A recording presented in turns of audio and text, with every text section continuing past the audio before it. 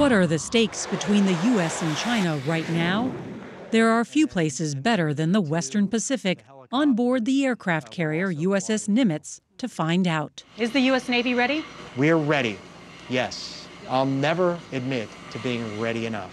Tonight, the commander of the United States Pacific Fleet talks about the state of the U.S. Navy, China's growing fleet, and new long-range missile systems, and what our Top Gun pilots are seeing in the sky. How aggressive has China become in the air? Aggressive. Is it your hope that the power of the U.S. Navy, the force posture of the U.S. Navy, will deter a Chinese invasion of Taiwan? It's not my hope, it's my duty.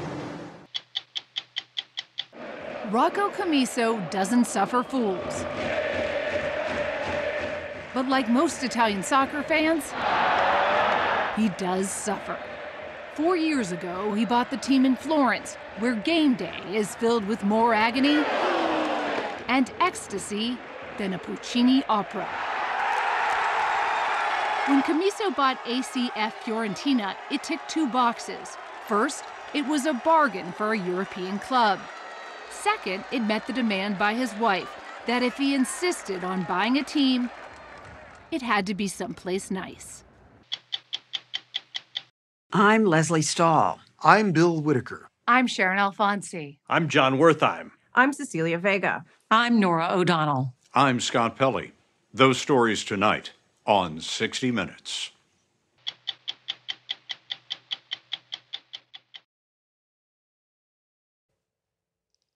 The United States Navy helped secure victory in 2 world wars and the Cold War. Today, the Navy remains a formidable fighting force, but even officers within the service have questioned its readiness. While the U.S. spent 20 years fighting land wars in Iraq and Afghanistan, the Pentagon watched China, its greatest geopolitical rival of the 21st century, build the largest navy in the world. China has threatened to use that navy to invade Taiwan, an important American ally. As tensions with China continue to rise, we wanted to know more about the current state of the U.S. Navy, how it's trying to deter China, and as we first reported in March, preparing for the possibility of war.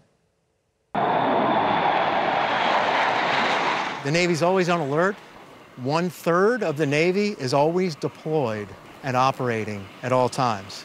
The Navy's mustering right now about 300 ships, and there are about 100 ships at sea right now all around the globe. Admiral Samuel Paparo commands the U.S. Pacific Fleet, whose 200 ships and 150,000 sailors and civilians make up 60% of the entire U.S. Navy.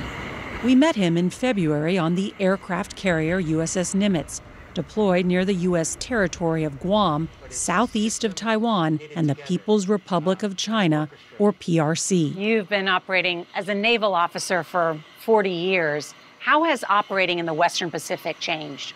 In the early 2000s, the PRC Navy mustered about 37 vessels. Today, they're mustering 350 vessels. In March, China's new foreign minister, Qin Gang, delivered a stern warning to the U.S. He said that if Washington does not change course in its stance towards China, conflict and confrontation is inevitable. This past August, when then Speaker of the House Nancy Pelosi became the most senior U.S. political figure to visit Taiwan in 25 years, China called it a blatant provocation. The People's Liberation Army fired ballistic missiles into the sea around Taiwan and encircled the island with aircraft and warships. So are Chinese warships now operating closer to Taiwan after Nancy Pelosi's visit? Yes. The best guess anyone has about China's ultimate intentions for Taiwan comes from the CIA. According to its intelligence assessment, China's President Xi Jinping has ordered the People's Liberation Army to be prepared to take back the island by force by 2027.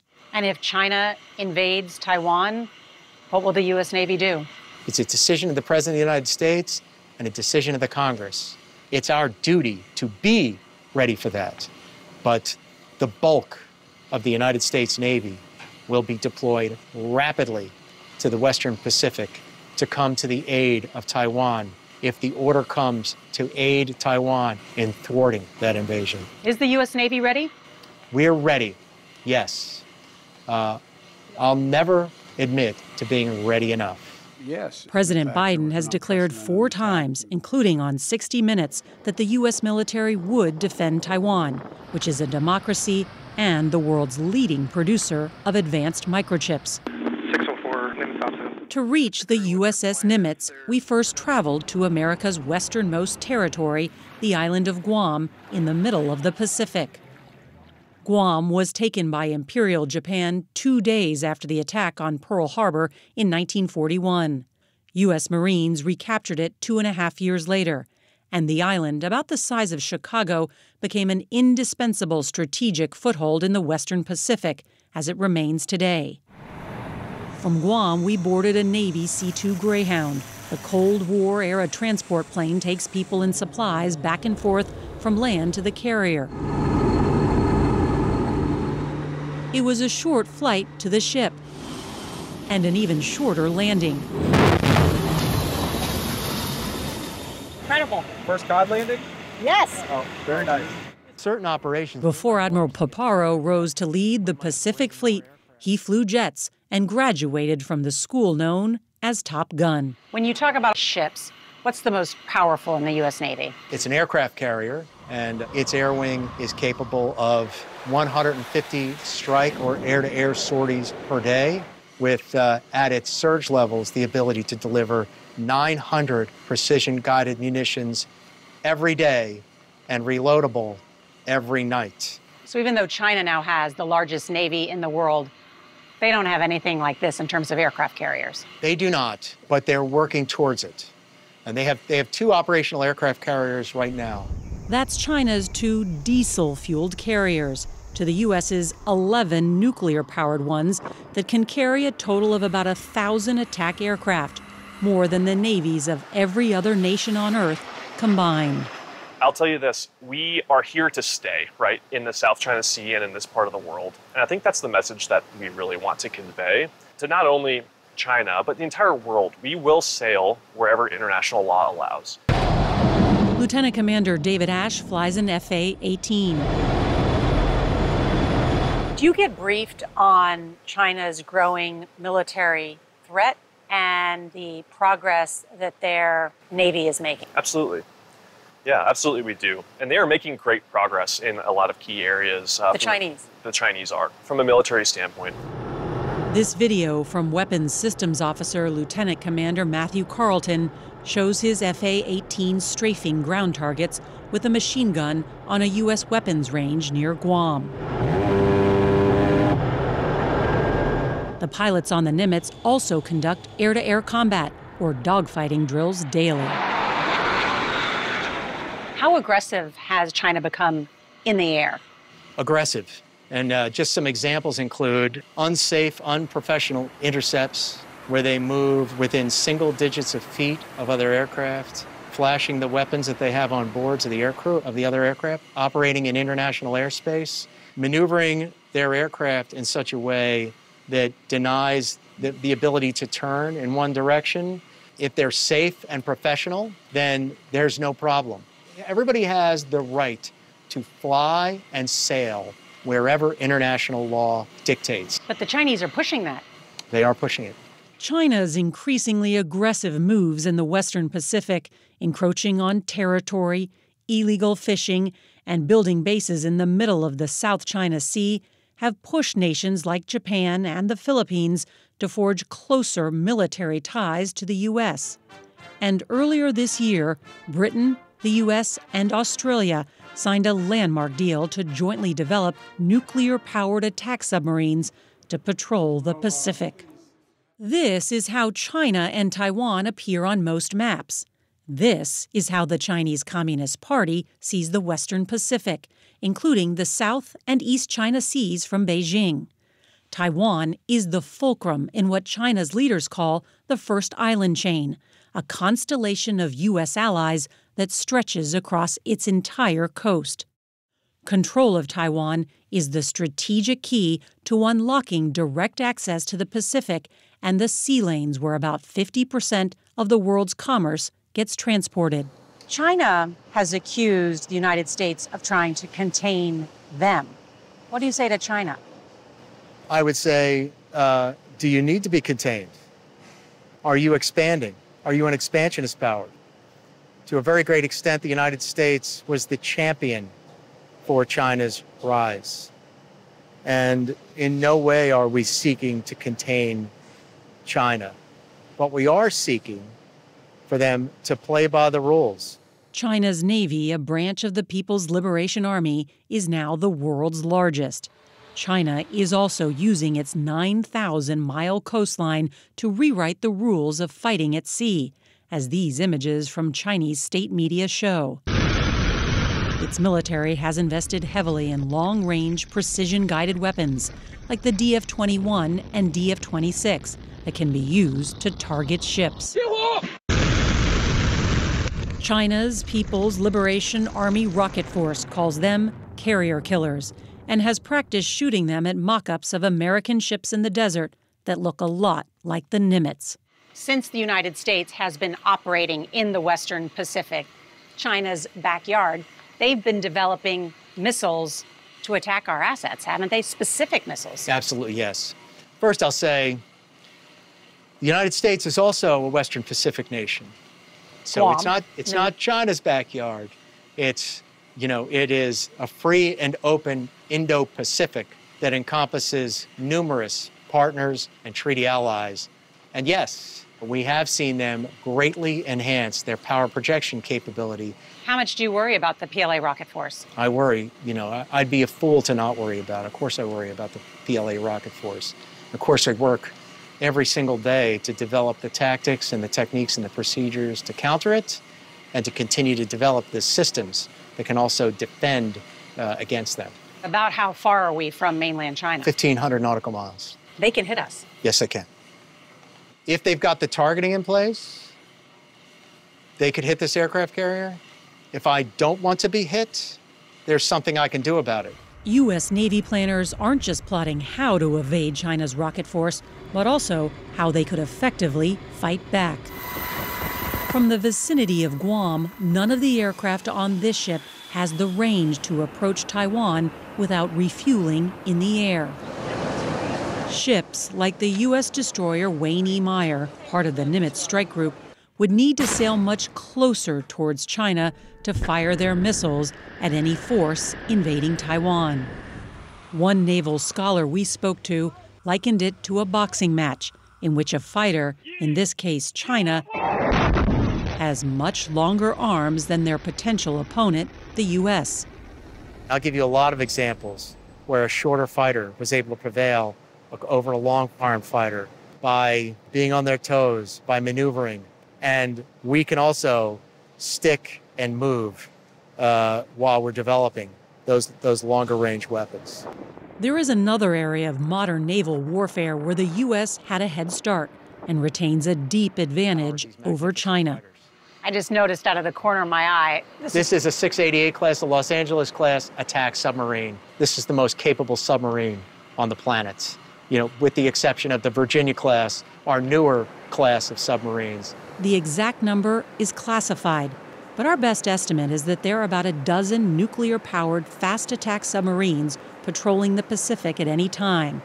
They are difficult to detect and track, something China is trying to solve. How much more advanced is U.S. submarine technology than Chinese capability? A generation. Generation. And by generation, think 10 or 20 years. But broadly, I don't really talk in depth about submarine capabilities. It's the silent service. Since Nancy Pelosi's visit to Taiwan, China's military leaders have themselves been mostly silent and ignored efforts by the U.S. military to keep the lines of communication open, even when a Chinese spy balloon breached American airspace and was shot down by the U.S. If the U.S. and Chinese militaries can't communicate over a Chinese spy balloon, then what's going to happen when there's a real crisis in the South China Sea or with Taiwan? We'll hope that they'll answer the phone.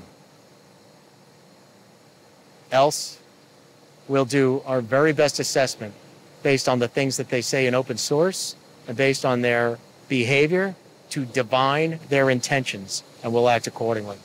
Doesn't that make the situation even more dangerous if U.S. and Chinese militaries are not talking?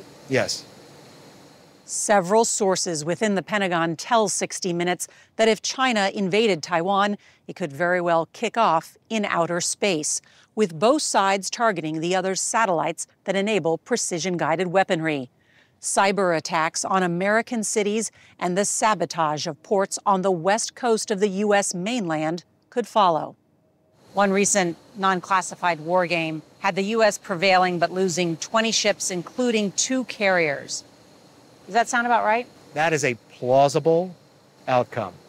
I can imagine a more pessimistic outcome, and I can imagine a more optimistic outcome. We should be clear-eyed about the costs that we're potentially incurring. There are about 5,000 Americans on board the Nimitz. The ship is nearly half a century old. Given the Navy's current needs in the Pacific, and because there's fuel left in its nuclear reactors, the carrier's life at sea is going to be extended. Is it your hope that the power of the U.S. Navy, the force posture of the U.S. Navy, will deter a Chinese invasion of Taiwan? It's not my hope, it's my duty, in conjunction with allies and partners, to deliver intolerable costs to anybody that would upend the order in violation of the nation's security or in violation of the nation's interests. The saying, which is Si pacem para bellum, which is if you want peace, prepare for war. Since our story first aired in March, China has intensified its aggressive military tactics in the Western Pacific. In June, a Chinese warship nearly collided with a U.S. destroyer in the Taiwan Strait. When we return, critical questions about the state of the U.S. Navy and its readiness.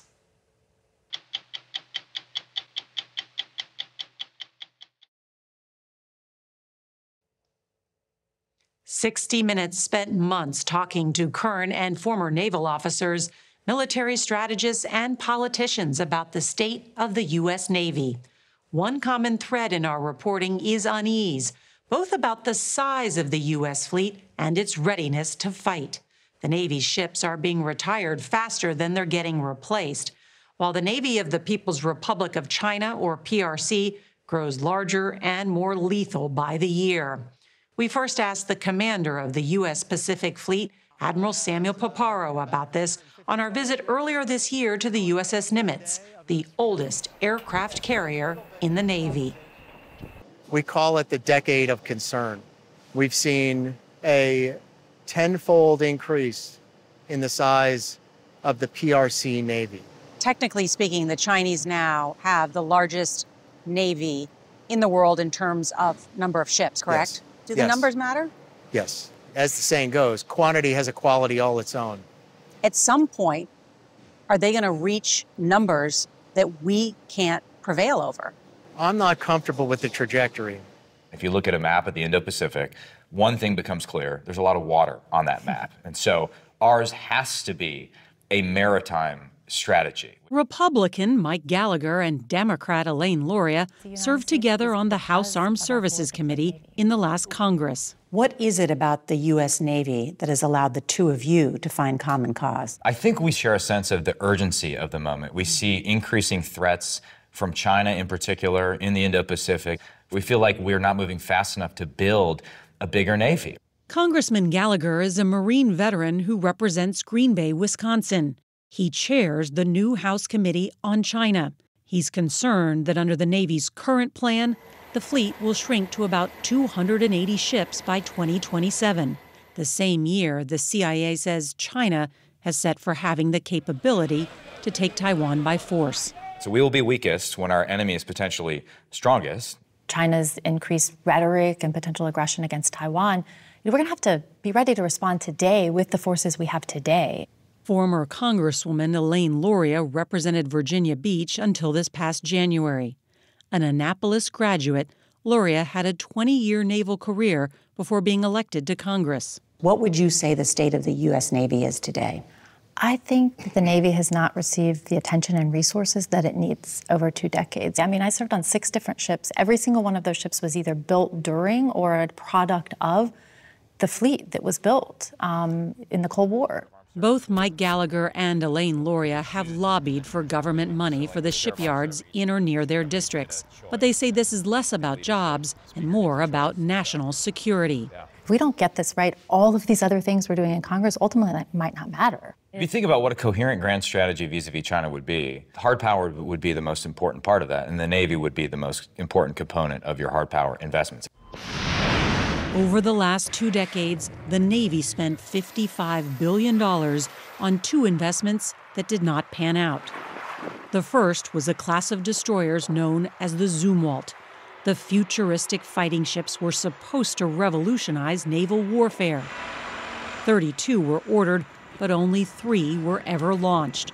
The cost of each ship, by one estimate, was upwards of $8 billion, making them the 3 most expensive destroyers ever put to sea. Another example is the Littoral Combat Ship, or LCS, designed to be a fast, all-purpose warship for shallow waters. $30 billion later, the program ran aground after structural defects and engine trouble. Within the Navy, the LCS earned the unfortunate nickname Little Crappy Ship. The Navy's last few decades have been described as a lost generation of shipbuilding. Is that overly dramatic? I don't think so. We're still struggling to build ships on time, on budget, and that's something we absolutely need to fix going forward. This past March, we spoke with Admiral Mike Gilday at the Pentagon. He is the Chief of Naval Operations and is responsible for building, maintaining, and equipping the entire U.S. Navy. Is the Navy in crisis? No, the Navy's not in crisis. The Navy is out on point every single day. Is it being outpaced by China? No. Our Navy's still in a position to prevail. But that's not blind confidence. We are concerned with the trajectory that China's on, with China's behavior. But we are in a good position right now if we did ever get into a fight against them. How would you describe what China has been able to do militarily over the last 20 years? The most alarming thing is the growth of not only their conventional forces, but also their strategic nuclear forces, their cyber capability, their space capability, and how they are using that to force other nations' navies out of certain areas in the South China Sea. Instead of recognizing international law, they want to control where those goods flow and how. What lessons did the U.S. Navy learn from some of the shipbuilding mistakes of the last 20 years? I think one of the things that we learned was that we need to have the design well in place before we begin bending metal. And so we were going back to the past, to what we did in the 80s and the 90s. The Navy has the lead. There is a tendency among the great powers to look at each other's naval buildups with deep suspicion. Toshi Yoshihara of the Center for Strategic and Budgetary Assessments may know more than any scholar in the West about China's Navy. China will have about 440 ships by 2030, and that's according to the Pentagon. Why is China able to build more warships more quickly than the U.S.? China has clearly invested in this defense industrial infrastructure to produce these ships, which allows them to produce multiple ships simultaneously, essentially outbuilding many of the Western navies combined. China's Navy piggybacks on a booming commercial shipbuilding industry kept afloat by generous state subsidies, inexpensive materials, and cheap labor. In the United States, it's a different story. After the Cold War ended, the shipbuilding industry consolidated, and many of the yards where ships were both built and maintained closed down. What do you see when you see China's shipbuilding program? It's very robust. Do we have enough shipyards? No. I wish that we had more commercial shipyards. Over my career, we've gone from more than 30 shipyards down to about 7 that we rely upon on a day-to-day basis to build ships. One of those yards is run by Huntington Ingalls Industries, which built the state-of-the-art new Ford-class aircraft carrier. After controlled explosions in 2021, to prove it could withstand combat, the Ford got closer to deployment. 6 years late and billions of dollars over budget. The Navy's not just struggling to build new ships on time. According to the Government Accountability Office, or GAO, there's a multi-year backlog repairing the ships in the fleet. Our maintenance backlog is one of the primary things that I'm working on to correct. So just 3 years ago, we had 7,700 delay days. That is extra days in a shipyard by ships when they weren't operational. We have cut that down to 3,000. We are not satisfied. Maintenance delays mean sailors can't come home because the ship that's supposed to replace them is not ready. It means longer deployments. It means away from your family more. That's a big strain on the workforce. The more ships that we can have available to send at sea alleviates many of those problems that you pointed out. Sailors join the Navy to see the world, and so it's my job to make sure that those maintenance delays go to zero and we can get those ships to sea as quickly as possible. In the last year alone, at least 10 sailors assigned to ships undergoing maintenance or working at maintenance facilities have died by suicide. It is a problem that we're taking very, very seriously.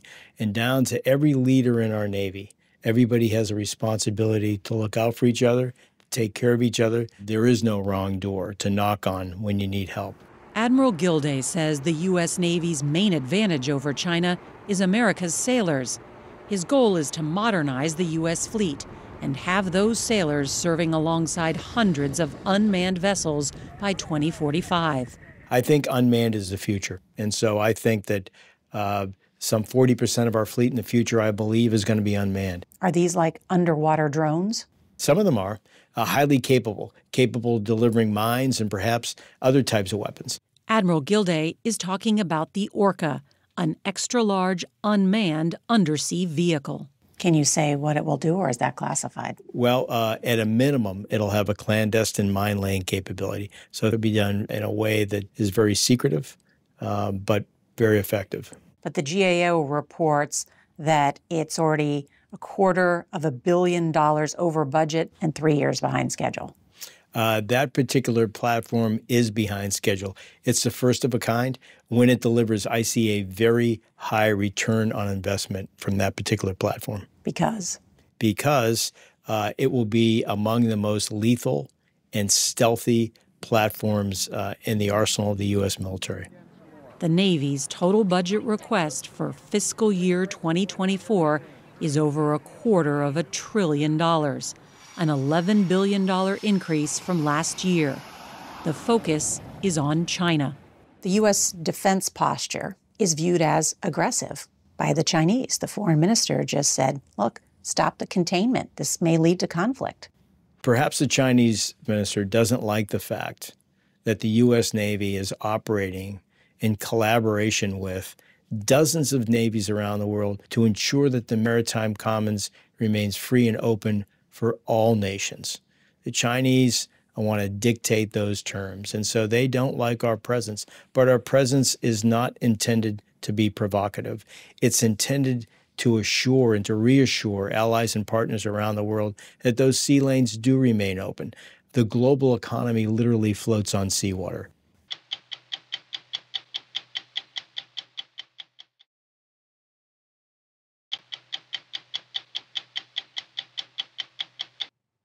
Tonight, we're going to tell you one of those only in America stories, but this one begins and ends on the other side of the Atlantic. Rocco Commisso was 12 years old when his family moved to the United States from southern Italy. With the hustle he learned on the streets of the Bronx and exceptional timing, Commisso built a cable TV empire and a net worth of $8 billion. So what did he do with his made-in-the-USA fortune? Rocco Commisso returned to the land of his birth, and as we reported in March, he bought a pro soccer team. You've described yourself as a hustler. What does that mean? Well, always in the good sense of a hustler, because it could have a terrible sense, right? A hustler is never, always try to find a way to achieve a certain objective. Hustle. Don't give up. Don't take no for an answer. I've heard that you have no tolerance for people you call spinners. Right. What's a spinner? Spinner is a bullshit artist. I know plenty of those guys. I have a pretty good idea who the hell I'm dealing with. Did you learn that in the Bronx? No, my mother gave it to me when I was born. Rocco Commisso doesn't suffer fools.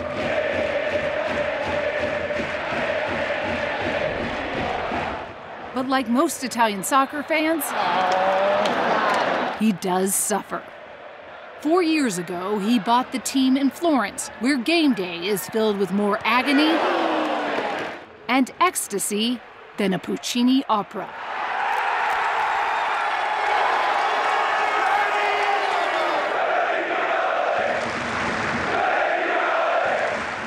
We watched as the city's die-hard fans, called the Tifosi, endured a collective 90-minute-long breakdown.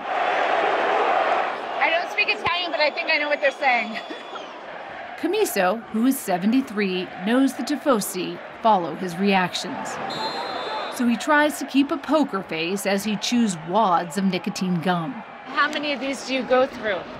A game? Like 15, 20. 15, 20. Depends on the game, right?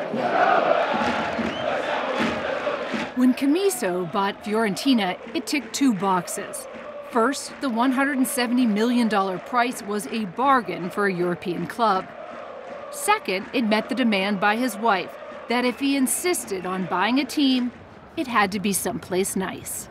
When I landed in Florence, outside the airport, there were a mass of people there. And the first words that I used, chiamatemi Rocco, call me Rocco. Because over here, titles are very important. I said, I don't need titles. You don't have to call me Mister. Just call me Rocco. And today, they call me Rocco. Fiorentina, which is nicknamed La Viola or the Purple, has not won a league championship since 1969. The Tifosi got sick of waiting and ran the previous owner out of town. The tifo, the fans, first, they're everything. But they could be nasty if you don't win. The highs are high and the lows are low, it seems like. But they can't kick Rocco out of here. You know, they think they're going to criticize him and kick me out. No, that can't happen. Rocco's a little different. How are you different? First of all, there's not been anyone here that's put in the money that I put in a short period of time. And I go back to the Medicis from 500 years ago. If I lose 500 million, 400 million, I'm not going to go and wash the dishes again, the way I did when I was a young man. So watch out what you do, because you don't know what's going to come next. Rocco Commisso's journey to the owner's box in Florence began here by the subway in the Bronx. His father, a carpenter, and his older brother came to the U.S. in the 50s to escape poverty. A few years later, they sent for Rocco, his mother, and 2 sisters. When we came here in '63, my brother bought the house. God bless him. And this was like a luxury to us. And we lived upstairs on the 2nd floor. Commisso's English was terrible, but he played a mean accordion. So at age 13, he cut his first deal. Rocco agreed to perform for free at a Bronx theater if the manager helped get him into the Catholic all-boys high school, Mount St. Michael Academy. It is still a launching pad for young men from immigrant families. Even though I had not taken the test to get in, I asked the manager to please send a recommendation letter. He did, and they admitted me. So you never took the test, but did you have to play the accordion? They didn't let me play the accordion. The band did not have the accordion. Okay. But just on your accordion skills alone, you were given entrance? I got lucky. Yeah. Or hustled, whichever way you want to call it. He kept hustling. Every day before and after school, he worked at his family's luncheonette near the subway station to pay his high school tuition. So I used to get paid $1 an hour. And through that $1 an hour, I paid 4 years of Mount St. Michael schooling. Now, it didn't cost a lot of money then, but it was still something. Commisso wanted to be an engineer, but $1 an hour wasn't going to pay for college. So Commisso hunted down a scholarship for a sport he always loved, soccer. Never mind that his high school didn't have a team and he'd not played much since coming to America. And somehow you end up with a soccer scholarship to Columbia. How does that happen? Hustle. I needed money to go to school, So I asked the gym teacher to go and call the NYU coach. The NYU coach puts me in the American Czechoslovak team in the German-American League, sees me play 6 games, says, yeah, I like the kid, so let me help him get into NYU, which he did, and they gave me 50% scholarship, but that was not enough. So I then told the gym teacher, go and call the coach at Columbia now. In the space of 3 to 4 weeks, they give me admissions to Columbia and a full scholarship. Had they seen you play? No. I asked that question after they admitted me. I said, but let me ask you, you give me all this money and you don't want to see me play? I said, Rocco, if you're good enough for NYU, you're good enough for Columbia. Commisso became team captain and led Columbia to its first NCAA tournament. After graduation and an MBA, he made his way to Wall Street. At night, though, he was helping his brother run a disco. Rival clubs played the Bee Gees, but not Commisso. He chose to play pop music from Italy. I was really into Italian music and came up with this idea that by specializing in something as opposed to being just like anybody else, you know, we could do well. And nobody could touch us in terms of the competition because nobody had it. Commisso became an executive in the cable TV industry just as it exploded. Then in 1995, he decided it was time to start a business he named Mediacom. Like the disco, he designed a plan to seize an opportunity others had missed. It was an 8-page paper that talked about what I foresee in terms of the cable business. What did you foresee? And what I foresaw is the fact that sooner or later we're going to get deregulated, and there's a great opportunity to do well in the smaller markets of the U.S., the rural markets, largely because nobody wanted them. Rocco Commisso believed those small markets hid buried treasure, 600,000 miles of cable used to carry computer data through places such as the Corn Belt and Deep South. He risked his life savings to buy up the small systems. Again, timing and luck were on his side. Today, Mediacom provides broadband in 22 states, and Rocco Commisso's net worth is $8 billion. It's a private company. Catherine Commisso, Rocco's wife of 47 years, works there. So does his sister, Italia, and his son, Joe, on the left. Outside Mediacom headquarters in upstate New York is a bocce court. Inside, espresso flows. Commisso told us he had a streak of 25 years of profits and has never laid off workers. I have heard so many people say it's not personal, it's business. That's crap. You know, I think the personal, frankly, has a lot to do with why companies fail or succeed. Unfortunately, it's no one like me in our business. And I'm talking about the media, newspapers. But I hate to destroy people's lives because I have to go in and make an extra $1 million. Commisso made a point to us that he does not own a yacht, a mansion on the beach, or a private jet. Of course, we had to point out he did buy an Italian soccer team. When I came here, I used 3 things. Fast, that the cost will be okay, you know, within my means, and control. I control or no money from Rocco. That's the way it works. What's harder, running a company like Mediacom or running this a is soccer team? significantly more difficult. I get more criticism here than in 1,500 communities in the U.S. Forza Grande Fiorentina. The American owner is under relentless scrutiny by Fiorentina fans who demand that he shells out whatever it costs to bring in stars and end their 50-year championship drought. Then there's been times when he's lost it with the unforgiving Italian press. Have you ever thought, what have I done? What did I get myself into? No. It's a lot of aggravation. But that's not me. No, I made the decision. I'm going to stick with the decision.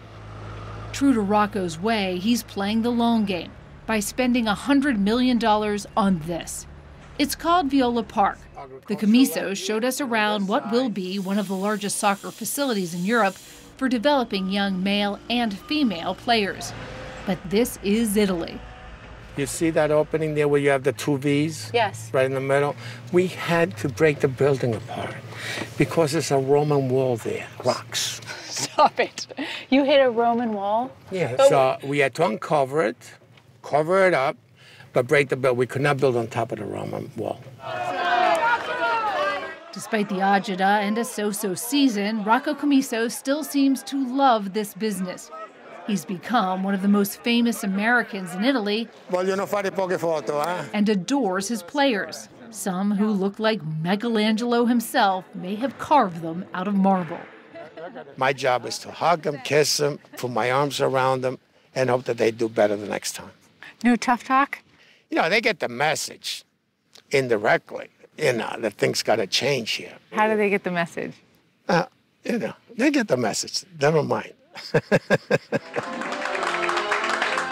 And if you're wondering if Commisso still plays a mean accordion, here's your answer.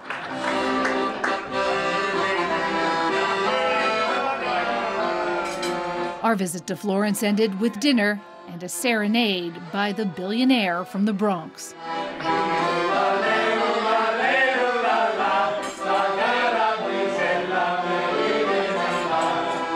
Do you think if you had stayed in Italy, you'd have been able to achieve the success that you have today? No way. This is truly the land of opportunity.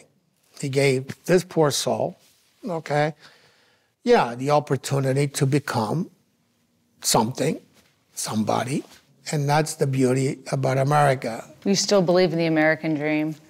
Absolutely, yeah. This is the last hope in the world. But Mom provided me a phenomenal education. Rocco Commisso has given millions to his alma maters and has contributed to scholarships for nearly 3,000 students across the U.S., including many first-generation immigrants like him. I just want to be known as the guy that success never changed him. Just Rocco. Just Rocco. More on tonight's stories, including how similar is the movie to actual Top Gun? Top Gun graduates compare the movie to the real thing at 60minutesovertime.com. I'm Sharon Alfonsi. We'll be back next week with another edition of 60 Minutes.